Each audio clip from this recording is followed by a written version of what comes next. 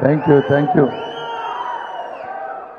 బురిపాలెం బుల్లోడు సంగతి ఏమో కానీ పొద్దున్నుంచి ప్రచారానికి వెళ్తే నలిపేశారు బ్రదర్ నన్ను. ఏదేమైనప్పటికీ ఈ కార్యక్రమానికి వచ్చిన ప్రతి ఒక్కళ్ళకి, వేదికను అలంకరించిన పెద్దలందరికీ, పాత్రికేయులకు నా హృదయపూర్వక నమస్కారాలు. రాజకీయాల్లో నేను ఈ విధంగా ఇలాంటి సభలకు వస్తానని నేను ఎప్పుడూ ఊహించలేదు. ఏదేమైనప్పటికీ నాకు ఒక భావజాలం ఉంది. రాష్ట్రంలో కానీ, దేశంలో కానీ, ప్రపంచంలో కానీ వ్యక్తులను బట్టి, కులాల మధ్య, మతాల మధ్య ఉండేటువంటివి చాలా సమస్యలని నా ఉద్దేశం. మీరు ప్రపంచంలో చూస్తూ ఉంటే ఎన్నో యుద్ధాలు జరుగుతూ ఉన్నాయి. ఆ యుద్ధాలన్నీ కూడా మతాల మధ్య జరుగుతూ ఉన్నాయి. అంటే మిడిల్ ఈస్ట్, అమెరికా ఇవన్నీ రిలీజన్ అనే కాన్సెప్ట్ లేకపోతే 90% అసలు యుద్ధాలే ఉండవు. అలానే కుల వ్యవస్థలు కూడా సరే ఎప్పటి నుంచో వచ్చినాయి. నేను రాజకీయాల్లో ఉన్నాను కాబట్టి వాటిని గౌరవించాలి కాబట్టి ఈరోజు నేను గౌరవిస్తున్నా, మాట్లాడాలి కాబట్టి మాట్లాడుతున్నా. అయితే ఒకటి మీరు అభిమానించే, ఇందాక రజనీ గారు చెప్పారు నేను ఏ మంత్రం వేశాను పవన్ కళ్యాణ్ గారికి అన్నారు. అమ్మా నేను ఏ మంత్రం వేయలేదు పవన్ కళ్యాణ్ గారికి. నేను ఉస్మానియా మెడికల్ కాలేజీలో చదివినప్పుడు ఆయన ఒకరోజు ఆవేశంగా కామన్ మ్యాన్ ప్రొటెక్షన్ ఫోర్స్ అని, ఆ రోజు నాకు గుర్తుంది, ₹1 ఎంతో ఫండ్ పెట్టి వచ్చి ఒక మహిళల మీద జరిగేటువంటి వాటి మీద మొట్టమొదటిసారిగా ఆయన బయటకు వచ్చినప్పుడు నాకు అది గుర్తుంది ఒక మనిషిగా. అదేవిధంగా రెండోసారి చిరంజీవి గారి పాపకి మ్యారేజ్ విషయంలో TV9 వాళ్ళు మరి అత్యంత పాశవికంగా లైవ్ వీడియో ఇస్తూ ఘోరంగా ప్రవర్తించారు. అది కూడా నా మనసులో ఆ రోజు గుర్తుంది. అలా నేను పవన్ కళ్యాణ్ గారితో సంభాషణ చేస్తూ, సార్ మీరు అంతా వచ్చారు, వీళ్ళు టీవీలు కానీ ఇంకొకరు కానీ ఒక మీడియా కానీ మోనోపోలీతో అవకాశం ఉంది కదా అని ఇష్టం వచ్చినట్టు బిహేవ్ చేస్తూ ఉన్నారు. ఇలాంటివన్నీ చర్యలు మనం ఖండించాలి, ఎవరు ఏ పార్టీలో ఉన్నా కూడా. ఆ విధమైన భావజాలంతో మాట్లాడుతూ ఉన్నప్పుడు మనసులు కలిసినాయి. ఆయన కూడా రాష్ట్రం కోసం అన్నీ వదులుకొని వచ్చారు. నేను కూడా నా శక్తి మేరకు నేను కొన్ని వదులుకొని వచ్చాను కాబట్టి మాటలో 20 నిమిషాలు మాట్లాడాలనుకుంటే 2 గంటలు మాట్లాడాం. ఆ విధంగా ఒకరికొకరు కలుసుకున్నాం కాబట్టి ఆయనకి నేనంటే ఆయనకి అభిమానం, ఆయనంటే నాకు విపరీతమైనటువంటి అభిమానం. రెండోది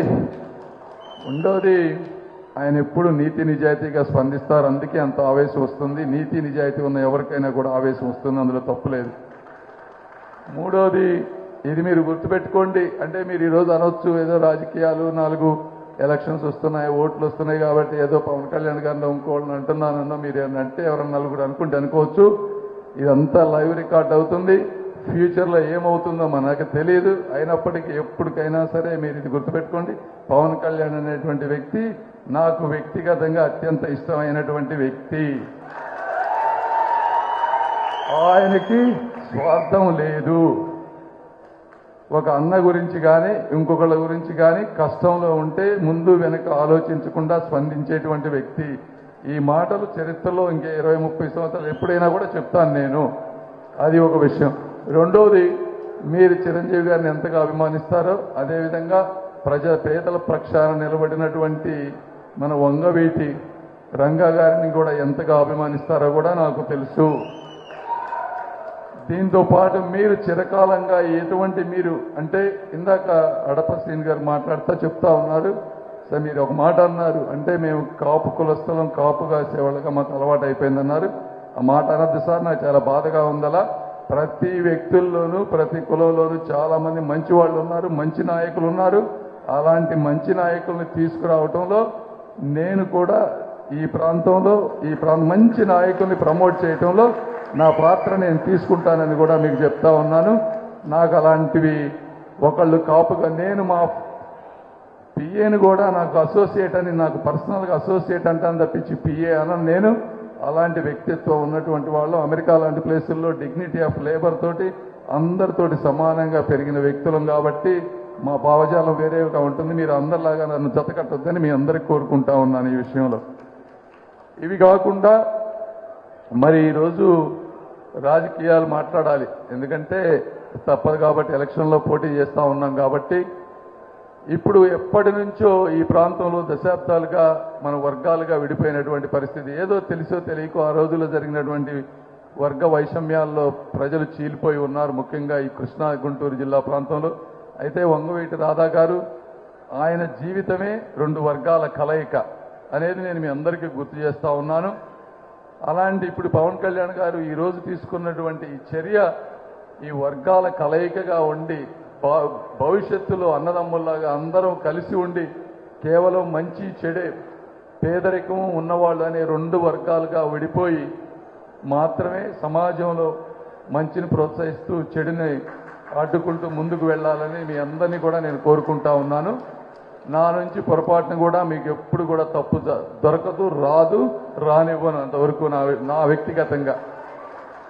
మరి ఈరోజు సమస్యలు చూస్తే రాష్ట్రం అంతా నాకంటే మీకే ఎక్కువ సమస్యలు తెలుసు. గుంటూరు ప్రాంతంలో ఒక వాటర్ కానీ ఒక డ్రైనేజ్ కానీ ఇదేంటంటే కులాలకు సంబంధించినవి కాదు, నీళ్లు లేవు, ప్రైవేట్ ట్యాంకర్స్ మాఫియా అయిపోయింది. మున్సిపల్ కార్పొరేషన్లో అధికారులు విపరీతంగా కొంతమంది అయితే సంపాదించుకుంటున్నారు, రాజకీయ నాయకులు అవినీతి. సరే కొంతమంది డబ్బు రాజకీయాలు అయిపోయినాయి, డబ్బులు ఖర్చు పెడుతున్నాం కాబట్టి తప్పట్లేదు అవినీతి అంటా ఉన్నారు. ఇవన్నీ ఏదైనా ఇది దీనికి ఒక సైకిల్ లాగా అయిపోయింది. వీటన్నిటిని అరికట్టాల్సిన బాధ్యత ఉంది. ఈరోజు మాధవి గారు ఉన్నారు, వాళ్ళు మంచి హాస్పిటల్స్ పెట్టుకోను, రియల్ ఎస్టేట్ పెట్టుకోను, కొంత కష్టపడి సంపాదించుకున్నారు. వాళ్ళకి ఆమెకు కొంచెం స్పిరిచువాలిటీ మీద అవగాహన ఉంది. మీరు రజనీ గారితో పోల్చుకోండి. రజనీ గారి విషయం వస్తే ఇక్కడ చిలకలూరుపేటలో జనరల్గా ఒక వ్యక్తి మీద వ్యతిరేకత 2-3 సార్లు పోటీ చేస్తే వస్తుంది. మొట్టమొదటిసారి వచ్చినప్పుడు పదవి వచ్చిన వెంటనే మరిగాక మినిస్టర్గా కూడా ఆమె వచ్చారు. మినిస్టర్ వచ్చినా కూడా ఆ ప్రాంతానికి సేవ చేయకపోగా విపరీతమైనటువంటి వ్యతిరేకత తీసుకొచ్చారు. ఒక రేషన్లో కానీ లేదా ఒక కేబుల్ టీవీలో కానీ లేకపోతే శాండ్ అమ్మటం కానీ షాపులు ఇవ్వటంలో కానీ విపరీతమైనటువంటి అవినీతి చేసినటువంటి వ్యక్తి. గాద వెంకటేశ్వరరావు గారు ఎక్కడున్నారు సార్? రండి స్టేజ్ మీదకి రండి సార్ ప్లీజ్. ఇట్లా విపరీతమైనటువంటి అవినీతి చేసి ఆ అవినీతి డబ్బుతో మళ్ళీ రాజకీయం చేసి మళ్ళీ గెలవాలని చూస్తూ ఉన్నారు. కాబట్టి ఇలాంటి వాటిని మీరందరూ కూడా మంచి వాళ్ళు, సమాజంలో ఉన్న వాళ్ళందరూ వ్యతిరేకించాలి. మరి రోసయ్య గారు నేను ఉన్నాం. జగన్మోహన్ రెడ్డి గారు చెప్తా ఉన్నారు కులాల పరంగానో లేకపోతే ప్రాధాన్యత ఇస్తా ఉన్నారు. నేను ఒక్కటే మిమ్మల్ని ఆలోచించమంటున్నా. 2019లో వైసీపీ గెలిచే అవకాశం ఉన్నప్పుడేమో మోదుగుల వేణుగోపాల్ రెడ్డి గారికి పార్లమెంట్ సీట్ ఇచ్చారు. ఈ రోజున పరిస్థితి చూస్తూ ఉంటే జగన్మోహన్ రెడ్డి గారికి తెలుసు, లేకపోతే అందరికీ తెలుసు ఈ గుంటూరు పార్లమెంట్ అనేది రాజధాని విషయం కానీ ఇంకో విషయం కానీ తెలుగుదేశం పార్టీకి అనుకూలమైన సీటు, ఇది గెలిచే సీటు. ఇలాంటప్పుడు సరే వీళ్ళు తన్నుకుపోవాలని చెప్పి ఏదో 2 సీట్లు ఇస్తున్నారు తప్పించి నిజంగా ఆత్మాభిమానంతో కూడినటువంటి పదవులు చాలా తక్కువ జగన్మోహన్ రెడ్డి గారు ఇచ్చేది. ఎవరైనా సరే మనమనే కదా, ఒక కాపు కానీ ఇంకొకరు కానీ ఏ ఎమ్మెల్యే అయినా కనీసం కూర్చోబెట్టేటువంటి పరిస్థితి లేదు, మాట్లాడేటువంటి పరిస్థితి లేదు. ఇలా ఎన్నో ఉన్నాయి, ఇవన్నీ చెప్పుకుంటా పోతే. కాబట్టి ఏదైనా మీరందరూ ఈ సమావేశానికి వచ్చిన అందరికీ కూడా మనస్ఫూర్తి అభినందనలు తెలుపుకుంటూ మీరందరూ విజ్ఞతతో ఆలోచించి కేవలం కులమే కాకుండా గుణాలు చూసి వ్యక్తులు ఈ రాష్ట్రానికి దేశానికి ఏం చేస్తారో తెలుసుకొని మనస్ఫూర్తిగా ఆశీర్వదిస్తారని తెలుపుకుంటూ సెలవు తీసుకుంటున్నాను. Thank you. పెంబసాని చంద్రశేఖర్ గారి నాయకత్వం.